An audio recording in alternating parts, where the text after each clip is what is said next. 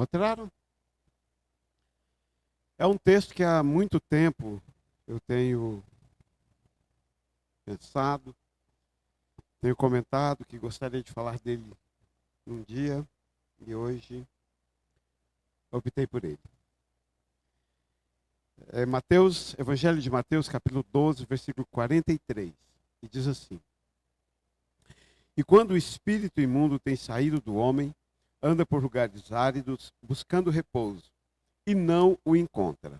Então diz: Voltarei para a minha casa, de onde saí.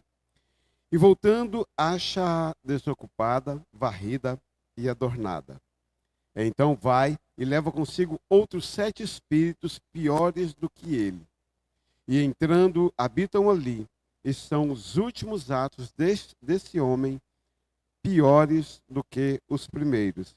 Assim acontecerá também a esta geração má. Pai, te dou graças, eu te honro. Dá-nos tua palavra, dá-nos, ó Deus, entendimento da tua palavra. Abre nossos corações, nossas mentes, Pai, em nome de Jesus, Deus. Em nome de Jesus, ó Pai. Desejamos do Senhor nesta noite, que o Senhor fale-nos. Que o Senhor, ó Deus, derrame sobre nós a tua voz, Pai. Em nome do Senhor Jesus. Amém. Esse mesmo texto tem ele em Lucas, no capítulo 11, versículo 24 a 26. E é a mesma palavra. Às vezes tem uma parábola em 2 evangelhos e tem algumas alterações. Mas esse texto, especialmente, ele é dito nos 2 evangelhos de igual forma. Eu queria pensar na primeira...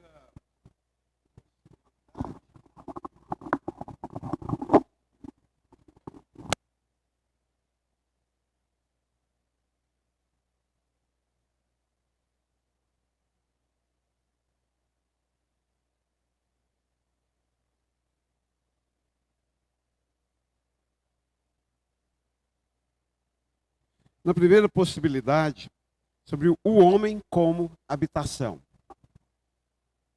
Eu acho interessante esse tema, e o Tozer, inclusive, ele escreveu um livro inteiro só com esse título, Homem, Habitação de Deus. 1 Coríntios 3,16 diz que não sabeis vós que sois templo de Deus e que o Espírito de Deus habita em vós? Eu acho interessante essa fala de Paulo aos Coríntios no capítulo 3, no verso 16. Ele deixa claro o fato de que somos a habitação de Deus, de que nós somos casa, de que nós somos morada, de que nós somos habitação, de que nós somos como que uma morada espiritual. E como morada espiritual, nós aprendemos algo com um texto espetacular. Como toda casa, né? Eu tenho uma certa rinite, e às vezes nessas coisas de visita, e no passado distante, eu e o pastor José fomos visitar um pessoal que frequentava a igreja naquele tempo, lá do Muniz Falcão, e foi memorável, porque quando eu entrava na casa eu passava mal, eu tinha que sair, por causa do cheiro, sabe aquele cheiro de poeira não limpa há muitos anos? Então é interessante porque como morada, como casa, nós podemos ser limpos ou nós podemos ser sujos. E é interessante que nossa casa é assim. Tem gente que não valoriza muito aquela coisa da limpeza da casa, não tem tempo, ou não valoriza, ou não se importa mesmo, ou não se incomoda. Mas tem gente que tem toque como eu, né, e gosta de tudo no lugar, tudo limpinho, de poder lamber o chão. Como casa, morada espiritual, nós também somos assim. Nós podemos ser limpos por dentro, ou nós podemos ser sujos por dentro. E isto está relacionado a diversas coisas e fatores de nossas próprias vidas. Escolhas, aptidões, daquilo que fazemos, falamos, daquilo que sentimos. Enfim, daquilo que vamos colocando e enxotando dentro de nós sem uma faxina de vez em quando. E a sujeira de uma casa, ela está intimamente relacionada àquilo que se acumula. Aqui na igreja, por exemplo, Nós acumulamos muito porque não temos espaço. De tempo em tempo temos que ir lá no armário, temos que vir aqui na cozinha e jogar um pouco de coisa fora. E quando a irmã ali está por aqui, ela ainda pega algumas e devolve. Mas de vez em quando, nas casas, nós precisamos fazer um faxinão. De vez em quando, dentro de nós precisamos fazer um faxinão. Senão vamos nos tornando uma morada suja. E qual é o problema, então, de ser morada limpa ou suja? Aqui no âmbito material, está tudo bem, a casa é sua e você vai morar lá até o dia da sua morte ou até você comprar outra, estando limpa ou não. Mas quando se trata de morada espiritual, ela estar limpa ou suja determina o morador dela. O texto nos conta que havia um espírito imundo morando num homem. Uma casa espiritual habitada por um espírito imundo. Tá, mas o Coríntios 3,16 diz que nós somos habitação do Espírito Santo de Deus. Tá, mas a mesma Bíblia diz que num determinado tempo, num determinado momento, havia um homem que dentro dele habitava não o Espírito Santo de Deus, mas um espírito imundo. E o diferencial era a qualidade da higiene espiritual da qual este homem vivia. E o diferencial em nossas vidas continua sendo a higiene espiritual da qual nós vivemos. Eu acho interessante porque vai determinar o morador desta casa. Depende da situação que ele está. O Espírito Santo de Deus, imagino eu, que é um inquilino, diríamos assim, que é um inquilino exigente na questão. Talvez Deus tenha toque. Ele gosta de limpeza, ele gosta de tudo arrumado no seu devido lugar. O que eu posso dizer da minha experiência de observar a igreja nesses anos todos, é que no geral, quando está muito bagunçado por fora, e aliás, a psicanálise já diz isso, ninguém é mais bagunçado por fora do que já está por dentro. Quando o indivíduo começa a bagunçar por fora, nas suas ações, nos seus atos, no seu vestimento, no seu cabelo. É porque por dentro, ele já está totalmente dilacerado. E normalmente o fim do homem que está todo bagunçado, sujo, é que habita nele um espírito diverso, ou adverso, ou divergente do Espírito Santo de Deus. Não estou falando de narrativa, eu posso criar a narrativa que eu quiser de que está tudo bem. Eu posso criar a narrativa que eu quiser de que eu estou certo. Eu posso criar a narrativa que eu quiser, que eu estou no caminho bom. Não é narrativa que faz de um homem ser parceiro de Deus, que faz de um ser humano ser parceiro, habitação de Deus. É como ele está como morada. Aqui nós temos um homem que habitava nele um espírito imundo. Então aprendemos que podemos ser habitação de Deus, casa, morada do Espírito Santo de Deus, ou de espírito imundo. E eu acho interessante quando Jesus usa esse termo espírito imundo, porque de fato e de verdade o que isso significa é demônio. Que de fato e de verdade isso quer dizer que havia nele demônio. Existem dois termos para demônio que eu acho interessante no Novo Testamento. Um deles é essa coisa de espírito imundo. E a outra são verdugos, que vem de moscas, do grego. Então, e ambos gostam de sujeira. Tanto a mosca quanto o espírito imundo, todos usados para denominar os demônios, me parece que gosta de uma bagunça. Me parece que gosta de uma coisa desajeitada, desarrumada. Então, na verdade, quando nós vemos o exterior das pessoas, você pode, sem sombra de dúvida, mesmo sem nunca ter estudado nenhuma das psíquicos, dizer, por dentro está mal. Porque a máxima de que ninguém está mais bagunçado por fora do que já está por dentro é comprovada pela história da humanidade. Eu sou morada ou de um espírito imundo ou do Espírito Santo de Deus. Você é morada ou de um espírito imundo ou do Espírito Santo de Deus.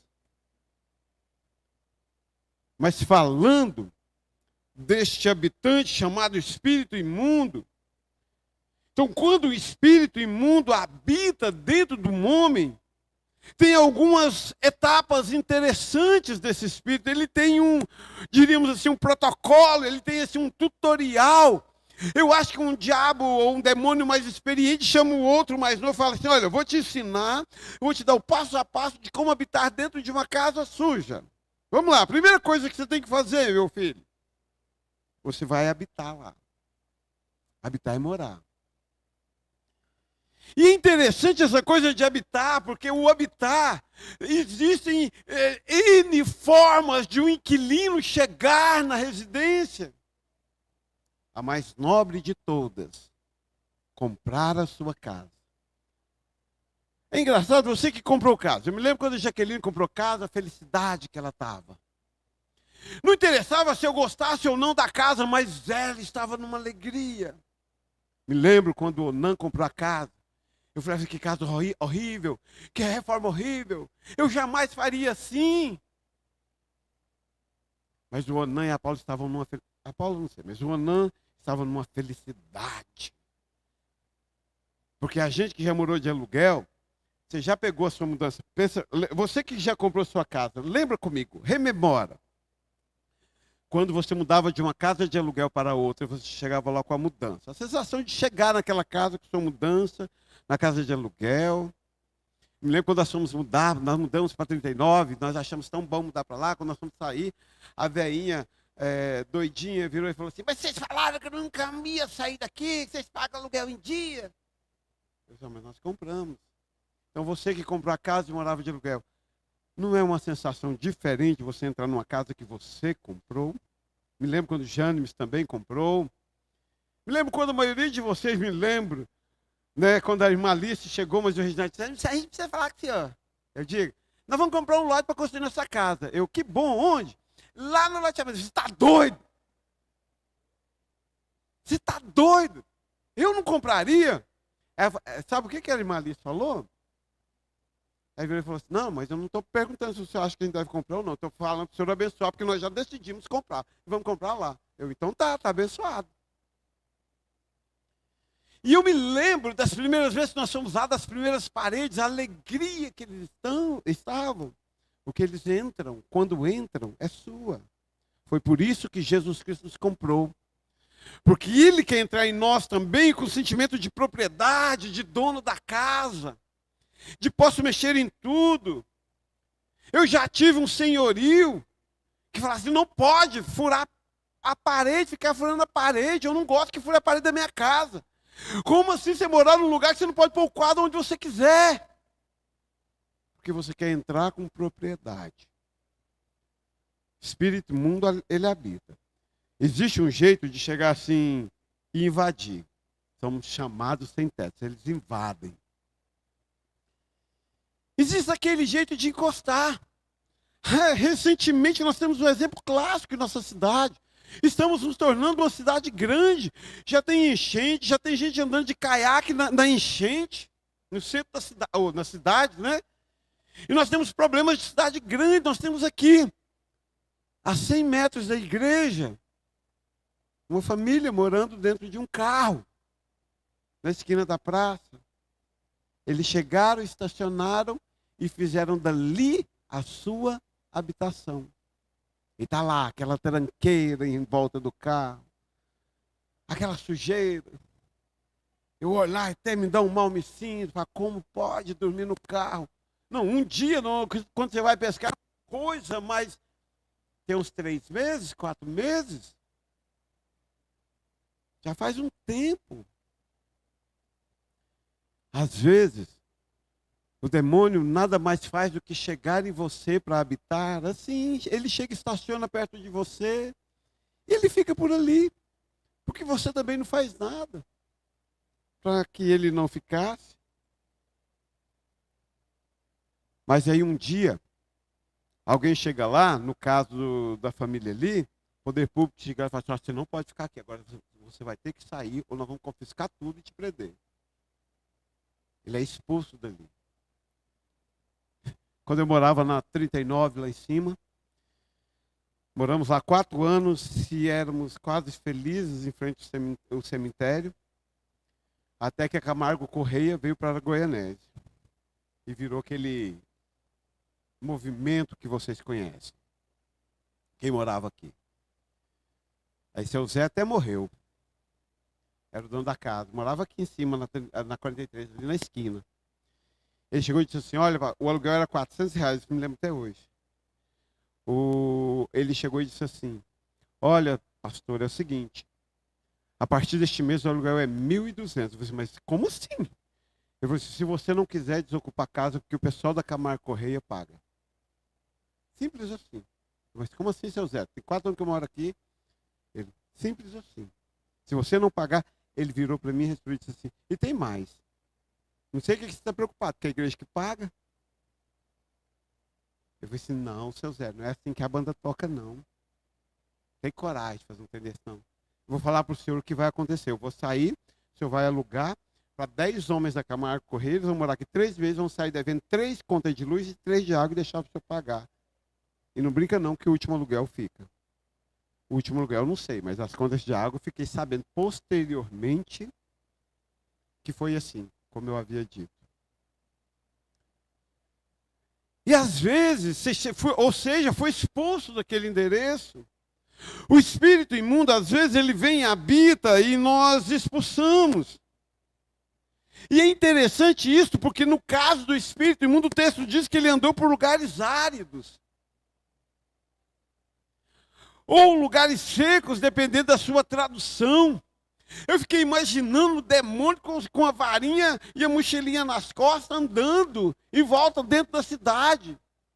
E aí, Maria Luísa, eu fico pensando que hoje em Goianésia deve ter centenas, milhares de miríades de demônios expulsos. Com sua varinha, sua mochilinha, sua trouxinha nas costas, procurando uma casa para voltar. Para invadir, para comprar, para alugar, ou simplesmente para encostar lá e morar lá. Conhece alguém endemoniado? Quando ele morre, para onde vai os demônios? O demônio não morre com ele não, o demônio sai dele e vai para outro. É igual o carrapato. Quando o cachorro morre, que ele começa a esfriar, ele sai em tudo, procurando outro sangue quente. Quando o ser humano endemoniado, habitação de espíritos imundos morre, os demônios não morrem com ele não, ele sai procurando outro sangue quente para eles habitarem. É só dar lugar. Eles andam por aí, e aqui diz que eles andaram por lugares áridos. Só que aí tinha uma coisa interessante, vão voltar para casa. O texto diz que o dono da casa limpou a casa, adornou a casa, que é um termo que a gente nem usa muito, mas adornar é embelezar, enfeitar, colocar arranjos. Limpou tudo, aquele espírito imundo que ali habitava, ele saiu e ele foi lá, limpou tudo, deixou tudo brilhando. Talvez esperando para alugar para outro. Se fosse uma casa, no caso. Mas aqui foi um homem que o espírito imundo saiu dele. Ele limpou por dentro. Aí agora eu abro um parêntese para voltar a 1 Coríntios. Não que o Espírito Santo saia de nós. Mas às vezes nós o encolhemos tanto, nós o silenciamos tanto, que que a casa fica vazia. Ou seja, literalmente o Espírito Santo de Deus está trancado lá no quartinho do fundo, mas o resto da casa está vazia. Então o crente pode ficar endemoniado? Não sei te dizer. Há a linha que acha que sim, há a linha que acha que não. Crente pode ficar influenciado por demônios? Isso eu sei te dizer, sim. Sim e sim. É o famoso crente carnal. Ele é salvo, o Espírito Santo está trancado dentro de um quartinho dentro dele, habita nele. Mas quem comanda as suas ações, a sua vida, o seu pensamento, são espíritos imundos. O senhorzinho ali, com seu carro e seus bagulhos, é dono da praça? Não, mas ele habita lá. Ele levanta cedo, estende a arma, a mesinha dele de desmontar lá na praça, na calçada da praça, põe os banquinhos lá, vai tomar café da manhã. Está lá. Existem demônios que estão encostados na sua família, na sua casa, nos seus filhos. E eles só estão lá porque a casa foi limpa e adornada. Então eu queria dizer para vocês, aprenda isso nesta noite, porque foi algo muito importante que eu aprendi no passado muito distante. Tanto o Espírito Santo de Deus pode ser trancado num quartinho dentro de vocês e a casa ficou limpa. Ou seja, às vezes você limpa você mesmo de Deus. Ou às vezes você chegou à igreja, a Jesus, demoniado, influenciado. E é limpo. E é isso que acontece. A casa foi limpa. E aí o demônio, ou seja, aquele espírito imundo, chega lá, passa, olha e fala assim, que legal. Olha, essa casa está limpa, eu posso invadir ela. Olha que legal essa família. Eles limparam, pararam de beber, pararam de ir em festa, pararam de prostituir. Limparam a casa, mas não botaram nada dentro. Lamentavelmente, alguns de nós não amamos Jesus o suficiente nem para ficar acordado num culto. Aí eu tenho que ficar com aquela churumela assim. Né? Eu tive uma visão de Deus para a igreja, tem que abrir esse ministério. A minha resposta hoje é básica e simples e clara sempre. Parabéns. Ele te deu a visão, faça. Porque eu tenho sentido de Deus essa obra. Parabéns, então ore. Eu tenho um chamado. Meu Deus. Cheguei. Pastor Carlos me mandou mensagem. Olha, um amigo meu chegou dos Estados Unidos. Eu comprei um relógio para você. Nossa, maravilha. Ele trouxe alguns relógios para vender, eu comprei um. Eu falei assim, não, eu vou a Bela Vista sábado, então nós vamos encontrar no posto no meio do caminho, que é perto da sua casa. Você leva para mim, porque, meu Deus, é pecado alguém estar aguardando um relógio meu. Não faz isso comigo. Aí ele foi lá para o posto. Aí ele chegou, tinha visto as fotos, foi esse sábado agora. Aí virou e falou assim, agora você ganhou o título de cidadão de Goianésia. Eu, foi. Ele, serve para quê? Você vai ganhar desconto no clube lá da cidade, nos restaurantes da cidade? Serve para quê? Toda a minha alegria de ser acabou ali. Eu me falei, gente, não serve para nada. Gente, eu tenho o título de cidadão goianesiense. Aí eu ia para o título, a hora que ele falou, eu pensei, o pessoal da minha igreja não foi lá. Não tem família aqui. Eu sou quase um cidadão. Agora sim, eu posso ser chamado de indigente. Sou daqui, mas se eu morrer, eu vou ser enterrado numa cova sem nome.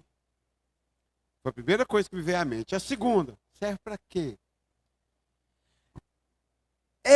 Só para ostentar e pôr na parede. É a mesma coisa da pessoa que chega para mim, eu tenho chamado, eu quero um cargo, mas não se inflama por Jesus Cristo. Não serve para nada. Esse ano nós não vamos dar certificado de líder, não. Porque não serve para nada. Se eu não sou de fato e de verdade um atuante. Eu amo a igreja, mas não dou dízimo, mas não trouxe uma pessoa não crente no encontro missionário. Estou aqui há 20 anos, nunca evangelizei ninguém. Não há ninguém que eu evangelizei, foi salvo e veio para cá.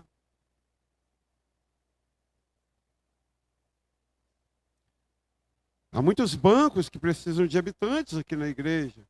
Eles vão vir como? Pelo vento? Será que vai soprar um vento igual as codornizes no deserto trazer essas pessoas? Não, é eu. Então nós nos limpamos de Deus. O Espírito Santo está dentro de mim. E os mais espirituais ainda chegam assim e dizem assim, ai pastor, não vai fazer nada, não? Ah, e eu estou aqui pensando a mesma coisa a seu respeito. E você não vai fazer nada, não? Você também não vai fazer nada, não? Foi eu que te ensinei a fazer nada ou você me cansou ao ponto de eu também não estar fazendo nada? Eu tenho me perguntado isso. Mas enfim, aí a gente limpa. Não prostitui, não bebe, mas também não se inflama por Jesus Cristo. Aí aquele demônio passa e olha lá, nossa, olha que família bela. Filho adolescente, filho pequeno, marido sorto no mundo que nem peão sem dono. A gente vai na igreja o dia que der, o dia que não der. Nós somos a casa limpa. Só não somos mais oprimidos por igreja. Contei para vocês o dia que o coleguinha chegou e falou assim, você ainda está indo na igreja? Eu tô. Não, eu parei, faz uns 4 anos que nós paramos de ir na igreja. Eu e minha família. Eu, mesmo? Não, igreja não dá mais não. Somos desigrejados. Pode ser desigrejado fora de igreja, pode ser desigrejado dentro da igreja. É uma casa limpa que Satanás está rondando. Olha, vamos engravidar ela? Lá está limpo. É só sugestionar que cai. Vamos oferecer droga para ele? Vamos isso, vamos aquilo? Leiam, se você tiver ânimo um dia, as cartas do Coisa Ruim do C.S. Lewis. É uma ficção teológica, como o demônio no inferno, ou Satanás mandando cartas para um demônio na terra de como destruir as pessoas. É incrível o pensamento. Ele passa, olha e fala assim, olha, família, está tudo bem. Fala para esse que ir para a festa é muito melhor do que para o culto. Tem culto todo domingo, a festa não. Fala para eles que não tem nada a ver. E aí a casa está limpa, não tem ninguém morando, ele vem. Só que o texto diz que ele vem, acha a casa limpa e adornada, fica tão feliz, ele vai lá nos lugares áridos que ele estava, e lá ele conheceu mais um monte de espírito imundo, piores do que ele, diz o texto. Ele chama todos e vem todos habitarem novamente. O estado, diz o texto, daquele homem é pior do que seu estado primeiro. Porque só tinha um, agora ele tem quantos? 8. Porque é 1 mais 7 convidados. Aí vai ser um bando de peão da Camargo Correia morando na casa.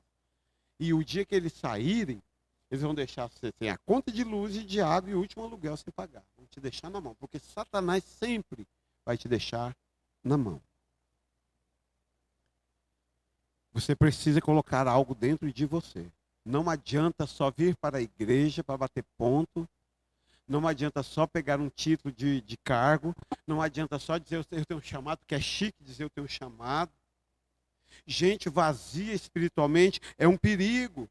Agora, 2 semanas atrás, um daqueles que vocês seguiam, e que vocês talvez até ainda estão seguindo e vendo podcast, recorte de internet.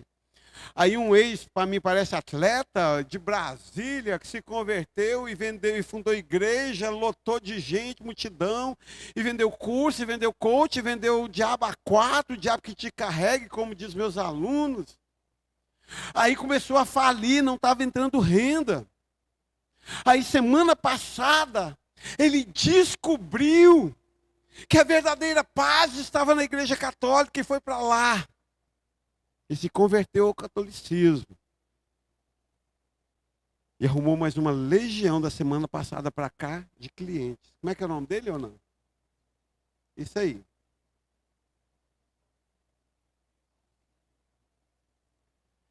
Simples assim, foi adorar Maria, porque lá eles estão comprando os produtos dele. Porque nunca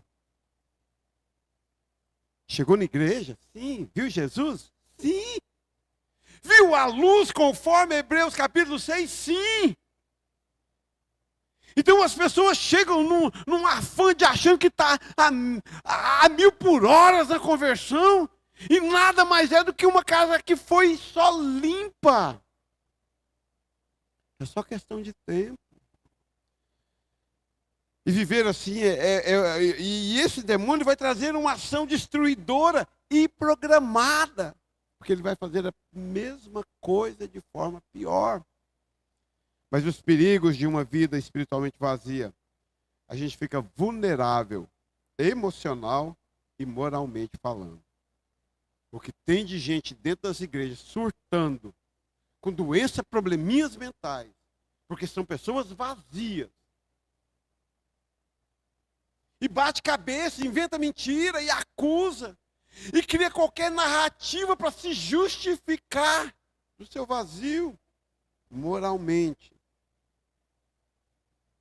Esse ano a pecuária de Goiás bateu recorde de crentes. A pandemia libertou os crentes. Os crentes descobriram que não era bem daquele jeitão. Que os pastores estão enganados. Bateu recorde o encontro de motoqueiro de crente na praça. E está assim, ó, evento pós-evento, batendo recorde da presença cristã lá no meio. É uma pena que não estamos transformando o mundo. Nós estamos nos transformando no mundo. Moralmente, perca de propósito, identidade. Há um ciclo, às vezes a gente senta ali, ó. A gente já está quase mãe de Iná. E teve um trem engraçado da escola dessa coisa de ser mãe de Iná. Quer ver? Vamos fazer o teste. Jordana, quem é a mãe de Iná? A cara dela para mim. Manuela, quem é a mãe de Iná? Mariana, quem é a mãe de Iná? Agora eu vou contar para vocês a diferença entre um velho e um novo. Jaciara, quem é a mãe de Iná? Porque há 20 anos atrás tinha uma mulher na televisão que você ligava, ela revelava tudo a sua vida. Você pagava um dinheirão. Teve gente que teve que perder casa para pagar a conta telefônica. Aí o professor do prédio chegou lá e me falou assim: tio, se eu esquecer de pôr o nome da redação? Ele falou assim: eu não sou a mãe de Iná. Aí a sala inteira olhou para mim. Eu falei assim: tenente, seguinte, eles não sabem que é mãe de Iná. Essa geração não sabe. Isso é gíria nossa. Os velhos falam assim, o que ele quer dizer? Eu não sou adivinho. E é interessante, porque a gente vira quase adivinho. Às vezes a gente sempre fala assim: fulano daqui a 6 meses vai sair da igreja, vai desfiar. Vai surtar e vai sair. Por quê? Porque existem passos. Porque existem passos. Vai perdendo o propósito. Vai perdendo a identidade. E quando acorda um dia, não sabe mais quem é, porque está aqui. E se eu perder a identidade e o propósito, eu chegar aqui. É interessante, vocês já foram assim no casamento de um parente, de alguém numa igreja, assim, tipo assim, com as 500 pessoas lá dentro? Quando a Tereza e o Roberto moravam em Goiânia, eles eram da comunidade. Quando a gente ia lá, a gente ia com eles na igreja. A comunidade tinha 10 mil membros. Você se perdia dentro da igreja. Aí você assistia um culto lá com 10 mil pessoas dentro de um templo. E aí lembrava: não, domingo que vem eu vou estar lá na minha igreja com 20 pessoas dentro do templo. Se você não estiver no propósito, se você não tiver identidade, você se perde. E olha para a igreja e fala assim: não vale a pena. Não é essa a gíria atual. A gíria atual não compensa. Você olha e fala assim: não compensa ser membro aqui. A Assembleia de Deus aqui está dizendo que tem 5 mil membros nos congressos deles, quando junta todo mundo. Então a gente olha para nós aqui e parece assim: não compensa. E é esse o argumento que as pessoas olham e dizem para nós. Quando eu mudei para cá, e eu fui dar aula no Carrilho, hoje escola militar, uma colega professora de uma determinada igreja disse assim: você está lá na igrejinha mesmo? Eu disse: não, igrejinha não, igreja. Mas nós somos chamados assim. Se eu não tiver propósito, se eu não tiver identidade, Eu não aguento a pressão, não. E a sequência disso é o rompimento da conexão com Deus e com o próximo. Vem um espírito imundo, habita dentro de mim. Eu começo a fazer o que o mundo faz, sem nenhum probleminha. Eu perco a comunhão com Deus, eu perco a comunhão com a igreja. E meu passo seguinte é me tornar a habitação de espírito imundo. O Espírito Santo mudou de lá? Provavelmente não. Está lá dentro do quartinho, trancafiado, caladinho. Mas quem tem que cuidar dessa limpeza sou eu. Mas quem tem que cuidar de quem vai morar dentro de mim sou eu. Quem abre a porta, Jesus diz, eis que estou à porta e bato. Quem abre a porta sou eu. Eu,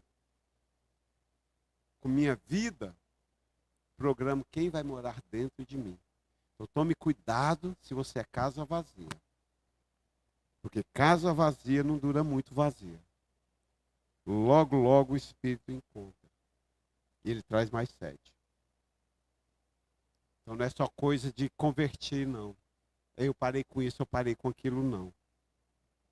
Aliás, o que define para encerrar a vida cristã não é o que você parou de fazer. Que se tanto faz. É o que você está fazendo para Deus agora. Pai, eu te dou graça, eu te honro, glorifico a ti. Toma as nossas vidas e que sejamos casa. Casa do Espírito Santo de Deus. Te honro, te glorifico e busque tua presença, Pai, em nome do Senhor Jesus.